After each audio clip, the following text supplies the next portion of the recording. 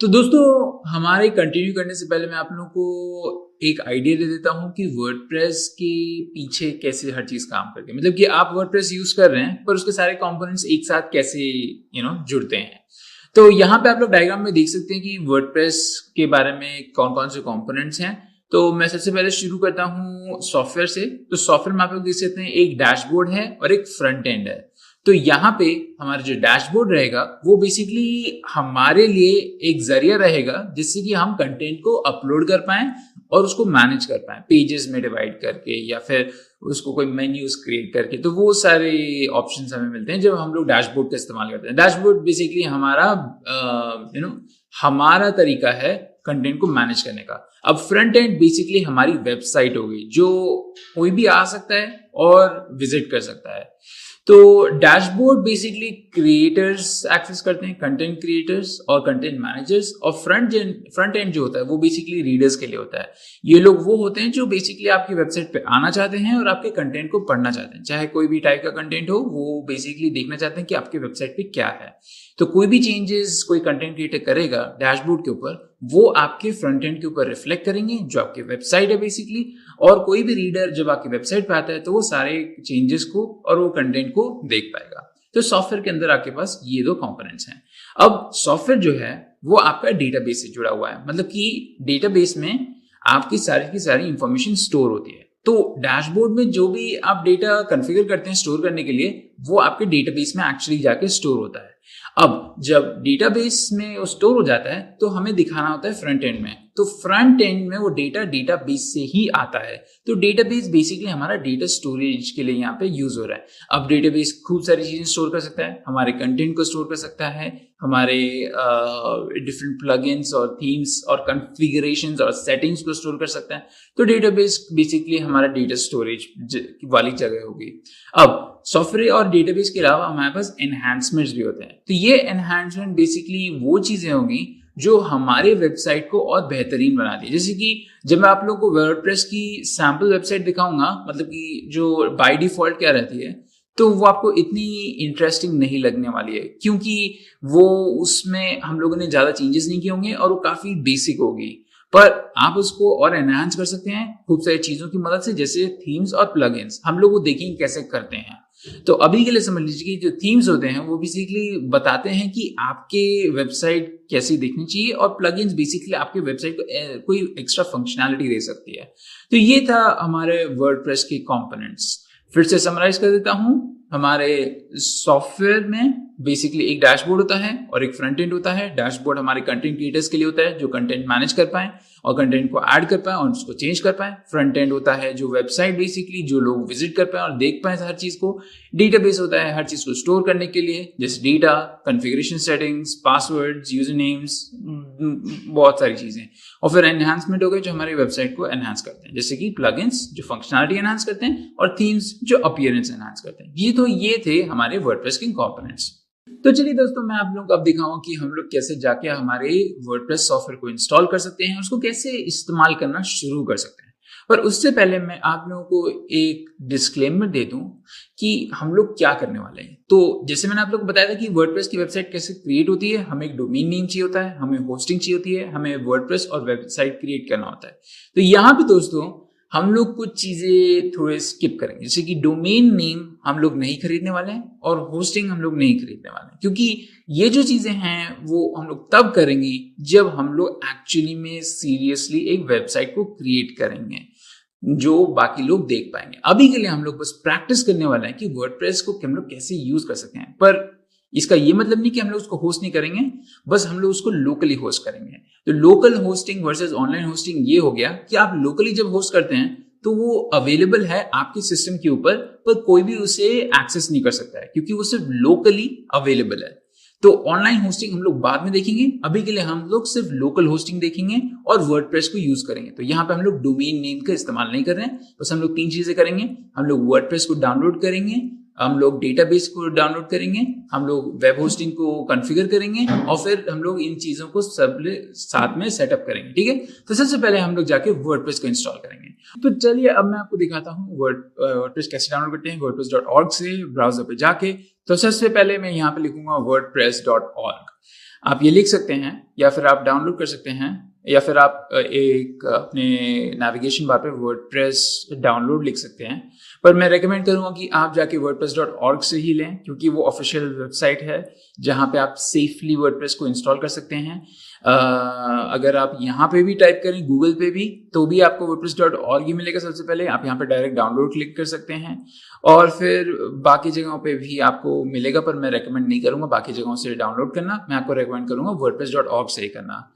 तो जब आप wordpress.org पे आ जाएंगे तो आपको यहाँ पे खूब सारी चीजें दिखाई देंगी, पर आपको उन पे कॉन्सेंट्रेट करने की कोई जरूरत नहीं है, क्योंकि बहुत सिंपल है। यहाँ पे जस्ट गेट वर्डप्रेस पे क्लिक करें और जब आप गेट वर्डप्रेस पे क्लिक कर लेंगे तो वो आपके लिए डाउनलोड शुरू कर देगा। तो जब आप उस लिंक पे क्लिक करेंगे तब आपके पास एक पेज आएगा, ये है wordpress.org/download, और आप स्क्रॉल डाउन करेंगे तो यहाँ पे आपको डाउनलोड करने का लिंक मिलेगा। आप यहाँ पे क्लिक कर सकते हैं डाउनलोड वर्डप्रेस, और वो आपको डाउनलोड शुरू कर देगा। फाइल इतनी बड़ी नहीं है तो वो ज़्यादा टाइम नहीं लगना चाहिए। आप लोग देख सकते हैं ये 1 करके आ रहा है क्योंकि मैंने इसको ऑलरेडी डाउनलोड कर लिया है। जब आप इसको डाउनलोड कर लेंगे तो इसमें कोई स्पेशल इंस्टॉलेशन प्रोसेस नहीं है, हम लोग बस इसको अभी के लिए रखने वाले हैं। और जो दूसरी चीज हम करेंगे वो है XAMPP को इंस्टॉल करना।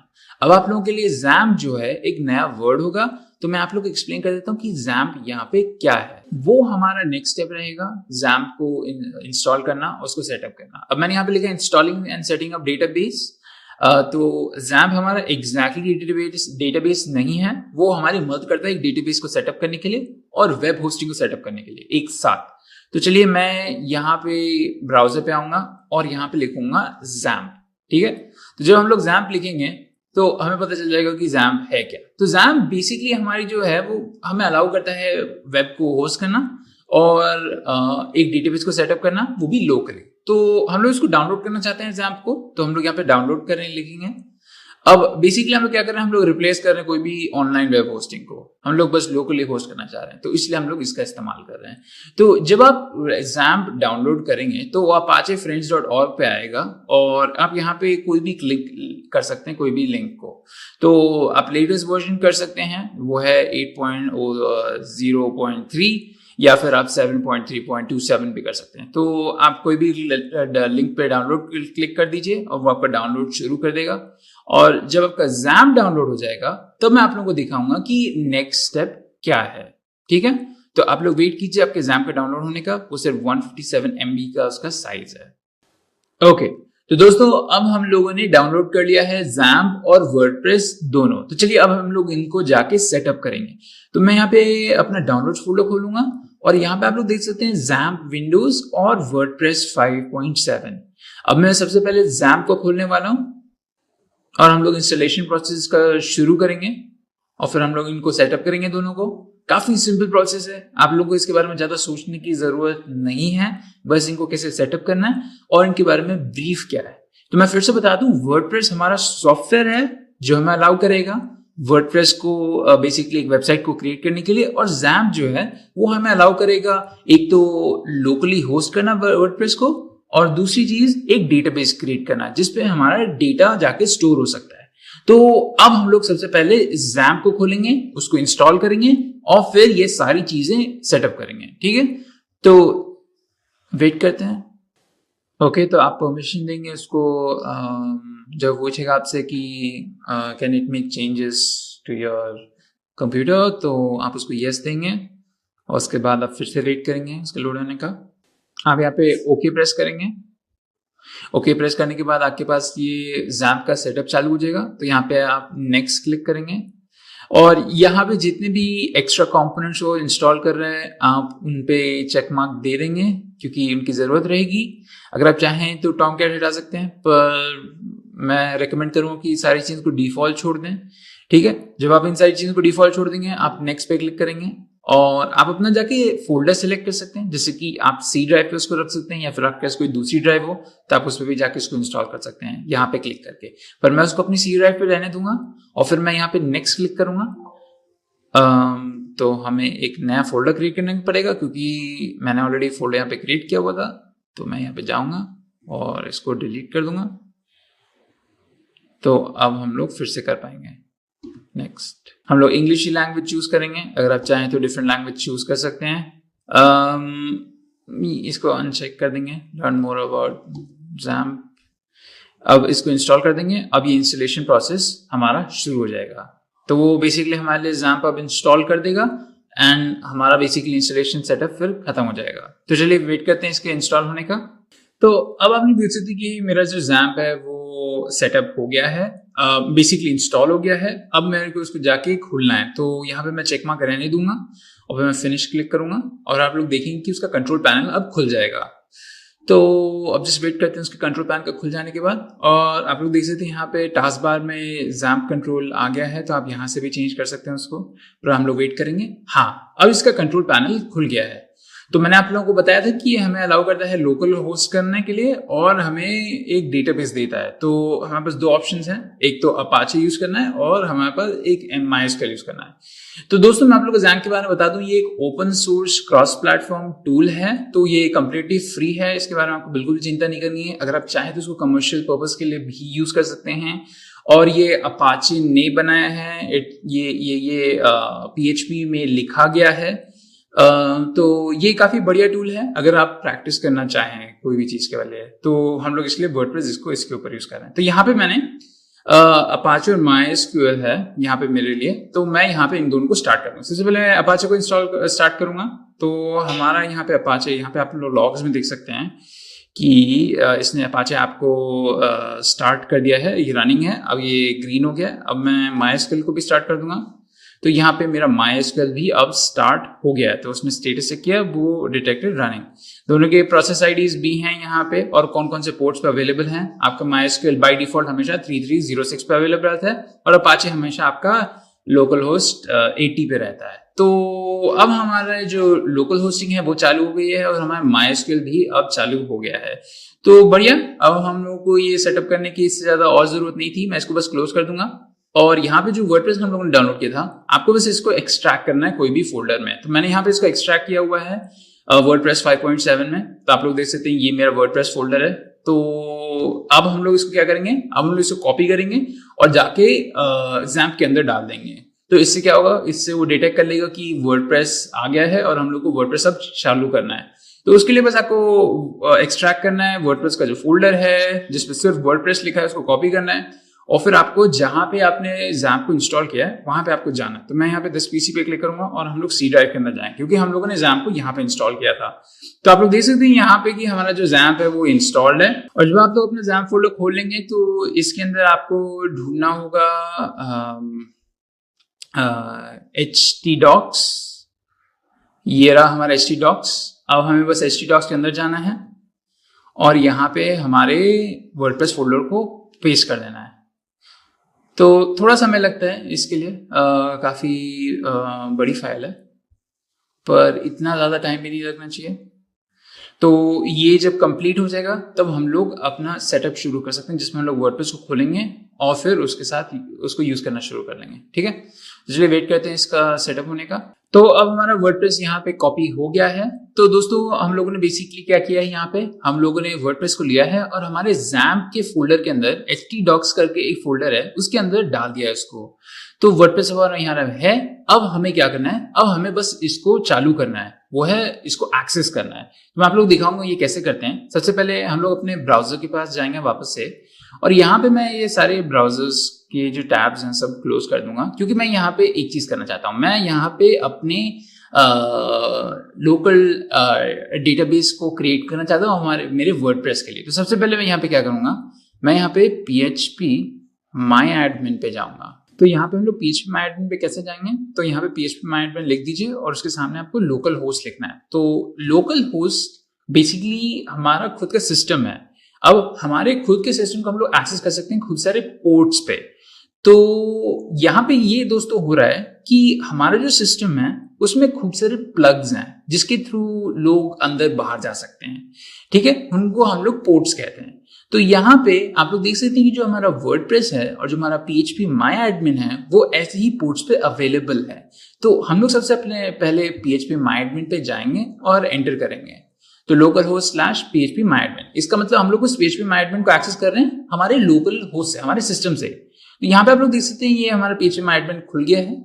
दोस्तों हमें यहाँ पे ज्यादा कुछ करना नहीं है, यहाँ पे बस हमें हमारा एक वर्डप्रेस का डेटाबेस क्रिएट करना है, ठीक है।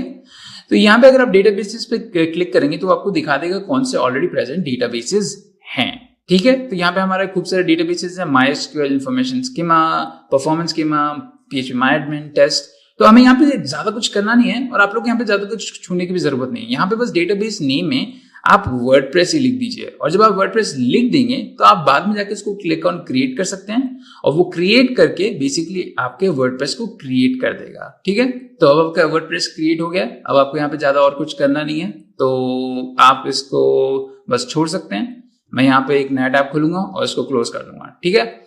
उसके बाद हम लोग क्या करेंगे, हम लोग हमारे वर्डप्रेस को विजिट करेंगे। तो मैं यहाँ पे लोकल होस्ट लिखूंगा और मैं यहाँ पे वर्डप्रेस लिखूंगा, ठीक है। तो हम लोगों ने यहाँ पे वर्डप्रेस लिख दिया। अब हम लोग यहाँ पे एंटर दबाएंगे। तो अब हम लोग क्या कर रहे हैं, अब हम लोग अपने वर्डप्रेस को एक्सेस करने की कोशिश कर रहे हैं। तो ये वर्डप्रेस को हम लोग तभी इसलिए ही एक्सेस कर पा रहे हैं क्योंकि हम लोगों ने उसको XAMPP के अंदर डाला है। तो हमें थोड़ा सा वेट करना है इसके लोड होने का और आपके थोड़ी वेट करने के बाद आप लोग देख सकते हैं local host /wordpress/wp admin/setup config आ गया है और हमारा वर्डप्रेस का जो सेटअप है वो चालू हो गया है। तो दोस्तों ये इनिशियली थोड़ा टाइम लगेगा पर जब एक बार लोड हो जाता है फिर बाद में आपके लिए बहुत इजी हो जाता है। तो यहाँ पे आप लोग कोई भी लैंग्वेज चूज कर सकते हैं, हम लोग इंग्लिश ही चूज करेंगे। तो यहाँ पे मैं कंटिन्यू पे क्लिक करूंगा और कंटिन्यू पे क्लिक करने के बाद हम लोग शुरू करेंगे बाकी का प्रोसेस। तो यहाँ पे देखिए दोस्तों क्या लिखा है, welcome to WordPress, before getting started we need some information on the database, you will need to know the following items before proceeding, database name, user name, password और होस्ट। तो चलिए हम लोग यहाँ पे लेट्स गो क्लिक करते हैं। मैं आप लोगों को बताऊंगा कि क्या क्या फिल करना है, यहाँ पे ज्यादा कुछ फिल नहीं करना है। तो यहाँ पे दोस्तों हम लोग को पासवर्ड है वो एम्प्टी छोड़ देना है, यहाँ पे कुछ नहीं लिखना है और यूजर नेम की जगह हम लोग यहाँ पे रूट लिखेंगे और डेटाबेस नेम जो हम लोगों ने दिया था, अगर आप लोग याद है PHP एडमिन में, वो वर्डप्रेस ही था। तो और डेटाबेस कहाँ होस्ट हो रहा है, तो लोकल होस्ट पे ही होस्ट हो रहा है, मतलब कि हमारे सिस्टम पे ही होस्ट हो रहा है। तो आप जान के उसको कैसे एक्सेस करना है, उसको रूट यूजर नेम यूज करना है और कोई पासवर्ड नहीं देना है क्योंकि हम लोगों ने भी कोई पासवर्ड नहीं दिया था। तो और अब आप लोग एक्सेस कर सकते हैं। अगर आप लोग को कोई डिफिकल्टी है अंडरस्टैंडिंग के लिए तो आप लोग बस रीड कर सकते हैं, यहाँ पे एक्सप्लेनेशन दिए हैं जैसे कि database name, the name of the database you want to use with WordPress, मतलब जो नाम अपने वर्डप्रेस के डेटाबेस के साथ यूज करना चाहते हैं। अगर आप चाहें तो इसको बदल भी सकते हैं, आप इसको वर्डप्रेस DB लिख सकते हैं, पर आपको इस चीज के लिए पहले PHP MyAdmin में जाके एक क्रिएट करना होगा डेटाबेस जिसका नाम होगा वर्डप्रेस DB, तभी आप उसको जाके एक्सेस कर पाएंगे। और फिर आपका डेटाबेस यूजर नेम जो रूट है और जो पासवर्ड है वो ब्लैंक है। अब आप समझ लीजिए कि बस आपको रूट और पासवर्ड रखना है अभी के लिए। तो जब डेटाबेस होस्ट है उसमें आपके पास होना चाहिए ऑप्शन कि आप इस इन्फो को अपने वेब होस्ट से ले पा रहे हैं, मतलब कि बेसिकली आप अपने कहाँ से एक्सेस करें डेटाबेस को। तो अगर आप लोकल होस्ट नहीं यूज कर रहे हैं तो कहाँ से एक्सेस कर रहे हैं, तो आपको वो मेंशन करना होगा। हम लोग लोकल होस्ट यूज कर रहे हैं तो हम लोग बस इसको छोड़ देंगे ऐसे, ठीक है। और ये ऑनलाइन चला गया, मैंने लोकल होस्ट नहीं लिखा था। तो यहाँ पे हम लोग इसको वर्डप्रेस छोड़ दें क्योंकि हम लोगों ने वो डेटाबेस का नाम दिया था। और चलिए अब हम लोग यहाँ पे सबमिट क्लिक करते हैं। और टेबल प्रीफिक्स क्या होगा, मतलब कि जब भी आपका कोई टेबल क्रिएट होगा वर्डप्रेस के लिए तो उसमें वो WP_ से शुरू होगा, ठीक है। अब वो हमें बोल रहा है कि इंस्टॉलेशन शुरू कर सकते हैं वर्डप्रेस का प्रॉपर। तो हम लोग रन द इंस्टॉलेशन करेंगे और जैसे हम लोग रन द इंस्टॉलेशन करेंगे हमें ये सारी इंफॉर्मेशन भरनी होगी दोस्तों यहाँ पे। तो हम लोग यहाँ पे इंफॉर्मेशन जाके भर सकते हैं, जैसे साइट टाइटल मैं आप लोगों को बता देता हूँ, ग्रेट लर्निंग लाइव सेशन लिख देते हैं, या फिर एक बेटर ऑप्शन करता हूँ मैं यहाँ पे ग्रेट लर्निंग प्रोजेक्ट, ठीक है। तो ये मैं नाम देना चाह रहा हूँ, आप कोई भी नाम दे सकते हैं। अगर आपका नाम राम है तो आप राम प्रोजेक्ट, या फिर कोई वेबसाइट क्रिएट करना चाह रहे हैं जैसे क्रिकेट के ऊपर तो आप लिख सकते हैं क्रिकेट डेटाबेस, या फिर क्रिकेट कोहली क्रिकेट, जो भी आपका नाम मन हो। और यूजर नेम में आपको एक अच्छा सा पासवर्ड देना चाहिए और अच्छा सा यूजर नेम देना चाहिए। तो यहाँ पे जनरली रिकमेंडेशंस आएंगे, जैसे कि ये एक जिब्रिश पासवर्ड है जो किसी और को याद नहीं रहेगा, सिर्फ आप ही को रहेगा। तो आप इसको यूज कर सकते हैं। अगर आप चाहें तो खुद के पासवर्ड कर सकते हैं। मैं इसको हाइड कर देता हूं और अपने लिए खुद का एक पासवर्ड डाल देता हूं। तो ये दोस्तों याद रखिएगा कि ये जो पासवर्ड है ये काफी इंपॉर्टेंट है। अगर कोई ब्रेक इन थ्रू कर लेता है इस पासवर्ड के थ्रू तो वो आपके वर्डप्रेस को एक्सेस कर सकता है और कोई भी चेंज कर सकता है जो आप चाहेंगे। तो ये मैं रेकमेंड करूंगा कि काफी स्ट्रांग बनाएं। और एक हैबिट की तरह मान लें, इवन प्रैक्टिस में भी आप इसको एक अच्छा सा पासवर्ड दें। तो मैं यहाँ पे एक स्ट्रॉन्ग पासवर्ड दूंगा। तो ये मेरे को बोल रहा है वीक पासवर्ड है, तो चलिए मैं इसको एक बेटर पासवर्ड देता हूँ और मैं दूंगा इसको। तो मैं आप लोगों को दिखा देता हूँ मेरा स्ट्रॉन्ग पासवर्ड क्या है। ये ironman_12349875। तो ये मेरे हिसाब से इतना स्ट्रॉन्ग नहीं है, पर हम लोग अभी के लिए आपको बस दिखा रहा हूँ कि ये डाला हुआ है। और आप लोग अपना ईमेल दे सकते हैं, जैसे कि मैं admin@gmail, या फिर अपना एक्चुअल ईमेल देना चाहें जैसे कि ram@gmail.com, तो आप लोग ये कर सकते हैं। तो इससे आपको जो कनेक्शन होगा आपके अकाउंट का वो हो जाएगा आपके जीमेल से, तो रिकवरी के लिए रिकवरी इजी हो जाएगी। सर्च इंजन विजिबिलिटी क्या होता है? बेसिकली ये बताता है कि आप अपने वेब पेज को चाहते हैं कि सर्च इंजन पेजेस पे, रिजल्ट पेजेस पे आए कि भी नहीं। अगर आप नहीं चाहते हैं तो आप यहाँ पे डिस्करेज पे चेक मार्क कर सकते हैं। तो लिखा है यहाँ पे discourage search engine from indexing this site. तो वो लोग आपकी रिक्वेस्ट को ऑनर करेंगे, मतलब कि अगर आप चाहें कि वो नहीं अपीयर हो तो वो नहीं अपीयर करवाएंगे। पर जनरली लोग ये नहीं करते हैं, कोई अनलेस उनका कोई स्पेसिफिक पर्पस है, जैसे कि आप सिर्फ कुछ 10 लोगों या 100 लोगों के लिए बनाना चाहते हैं तो ठीक है, आप ये डिस्करेज कर सकते हैं। अगर आप नहीं करना चाहते हैं तो आप इसको अनचेक छोड़ सकते हैं, ठीक है। फिर आपको यहाँ पे इंस्टॉल वर्डप्रेस करना होगा, और जैसे ही आप इंस्टॉल वर्डप्रेस करेंगे तो इंस्टॉलेशन प्रोसेस शुरू हो जाएगा। वर्डप्रेस हमारा इंस्टॉल हो गया है, आप अपने यूजर नेम और पासवर्ड को सेव कर सकते हैं, और अब आप जाके वर्डप्रेस पे लॉग इन कर सकते हैं। तो ये था हमारा एडमिन और ये रहा हमारा पासवर्ड। मैं यहाँ पे रिमेंबर भी लिखूंगा और फिर मैं यहाँ पे लॉग इन कर दूंगा। तो आप लोग देख सकते हैं यहाँ पे एड्रेस क्या है हमारे वर्डप्रेस का, वो है localhost/wordpress/wp login, जो भी रहेगा। तो यहाँ पे हम लोग अपने खुद की सिस्टम पे ही वर्डप्रेस को इंस्टॉल किया हुआ है और हम लोग उसी को एक्सेस करेंगे यहाँ से। और आप लोग देखेंगे कि ये रहा हमारा डैशबोर्ड। दोस्तों हम लोगों ने एक काफी इंपॉर्टेंट चीज कर लिया है, वो है वर्डप्रेस को सेटअप कर लिया है और हमारे सिस्टम पे इंस्टॉल कर लिया है। उसको होस्ट भी कर रहे हैं हम लोग अपने खुद के सिस्टम पे। तो अगर किसी के पास इस सिस्टम का एक्सेस है प्राइवेटली, कोई भी नेटवर्क से जुड़ा है, तो शायद वो उसको एक्सेस करना चाहे तो कर सकता है, ठीक है। पर अभी के लिए हम लोगों ने इसको ऑनलाइन नहीं रखा, तो इसलिए वो सिर्फ ऑफलाइन है। तो यहाँ पे दोस्तों आप लोग देख सकते हैं कि अब डैशबोर्ड है और खूब सारी चीजें हैं जो हम लोग देखेंगे कि सब कैसे यूज करते हैं, ठीक है। तो मैं एक बार समराइज कर देना चाहता हूँ कि हम लोगों ने भी जस्ट क्या किया। हम लोगों ने वर्डप्रेस को इंस्टॉल किया और सेटअप किया और होस्ट किया लोकली। ये कैसे किया? तो सबसे पहले हम लोगों ने wordpress.org पे जाके वर्डप्रेस को डाउनलोड किया जो फ्री सॉफ्टवेयर था। फिर हम लोगों ने XAMPP को इंस्टॉल किया। XAMPP एक open source cross platform web hosting service है जो हमें अलाउ करती है हमारे सॉफ्टवेयर को होस्ट करने के लिए, वो भी लोकली। और वो हमें अलाउ करती है एक डेटाबेस को खड़ा करने के लिए। वो कैसे करती है? वो सबसे पहले अपाचे चलाती है और इस सेकंड MySQL चलाने में आपकी मदद करते हैं। फिर जब आप वो कर लेते हैं तब आपने वर्डप्रेस को जो डाउनलोडेड फाइल थी उसको htdocs के अंदर डाला और फिर आपने एक्सेस किया उसको localhost/wordpress पे। पर वो करने से पहले आपने localhost/phpMyAdmin को एक्सेस किया और एक डेटाबेस को क्रिएट किया। हम लोगों ने डेटाबेस एक डाउनलोड और चला तो लिया था, मतलब कि सॉफ्टवेयर को, डेटाबेस मैनेजमेंट टूल को, पर हम लोगों को ये भी करना था कि हम लोग एक डेटाबेस क्रिएट करना था इंटरनली, वो था वर्डप्रेस, जिसको हम लोगों ने नाम दिया वर्डप्रेस। और उसको एक्सेस करने के बाद हम लोगों ने जब वर्डप्रेस को सेटअप किया तो हम लोगों ने उसको मेंशन कर दिया कि हमारा कौन सा डेटाबेस है जो तुम्हें एक्सेस करना चाहिए। वो भी हो गया है। अब आप लोग देख सकते हैं कि हमारा वर्डप्रेस अब इंस्टॉल हो गया है, अब वो चलने लगा है, ठीक है। तो अब हम लोग नेक्स्ट देखेंगे कि हम लोग वर्डप्रेस को कैसे यूज कर सकते हैं और वर्डप्रेस में क्या क्या चीजें अवेलेबल है।